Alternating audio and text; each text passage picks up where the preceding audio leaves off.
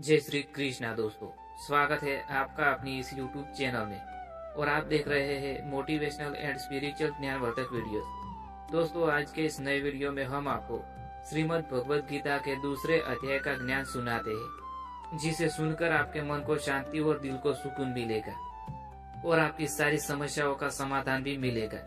दोस्तों, अगर आपको यह वीडियो पसंद आता है तो हमारा आग्रह है कि यह दिव्य ज्ञान अपने दोस्तों के साथ शेयर करें, अपने परिवारजनों के साथ शेयर करें, ताकि भगवान श्री कृष्ण द्वारा कहा गया यह दिव्य ज्ञान उनको भी मिल सके, उनको भी प्राप्त हो सके।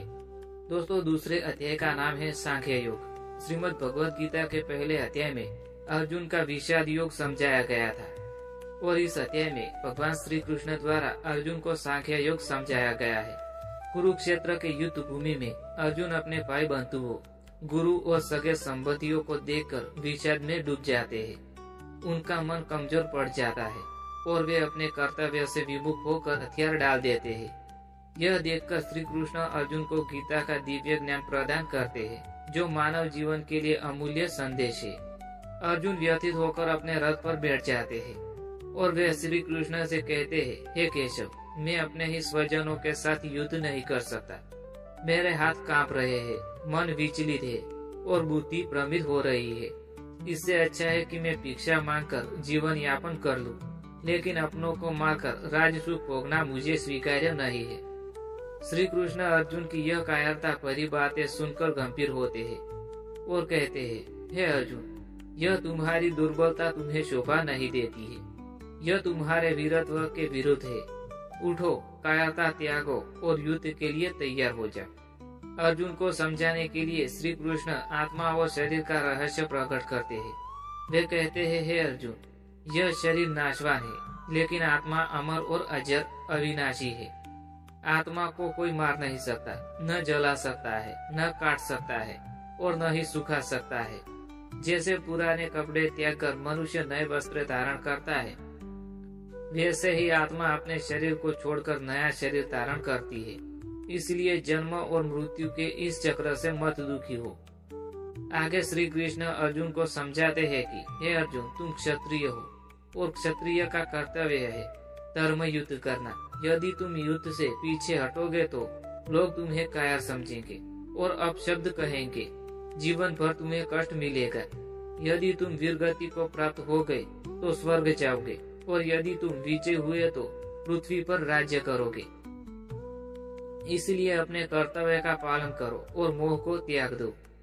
आगे श्री कृष्ण अर्जुन को समझाते हैं कि हे अर्जुन, तू सिर्फ कर्म करने के अधिकारी है, लेकिन कर्म के फल पर तेरा कोई अधिकार नहीं है। इसीलिए फल की चिंता किए बिना अपने कर्तव्य का पालन करो।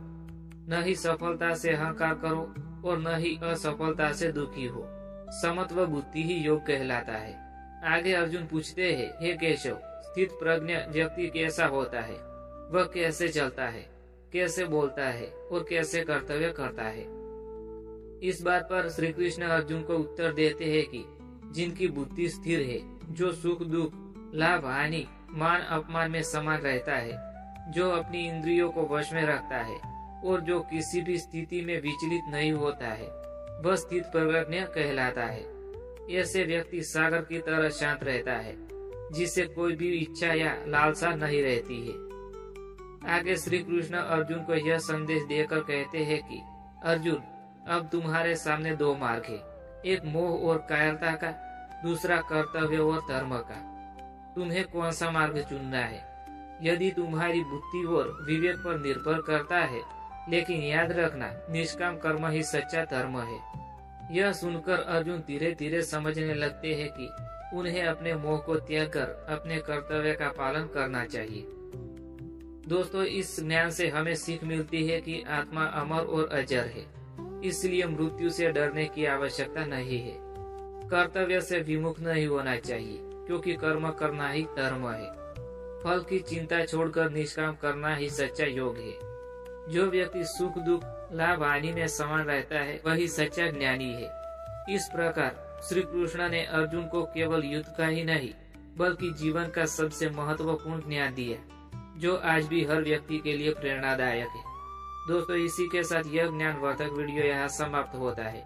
मैं उम्मीद करता हूँ कि आपको पसंद आया होगा और पसंद आया हो तो हमारा आग्रह है कि वीडियो को लाइक करें, शेयर करें और चैनल को सब्सक्राइब करना ना भूलें। Thanks for watching videos. Thank you.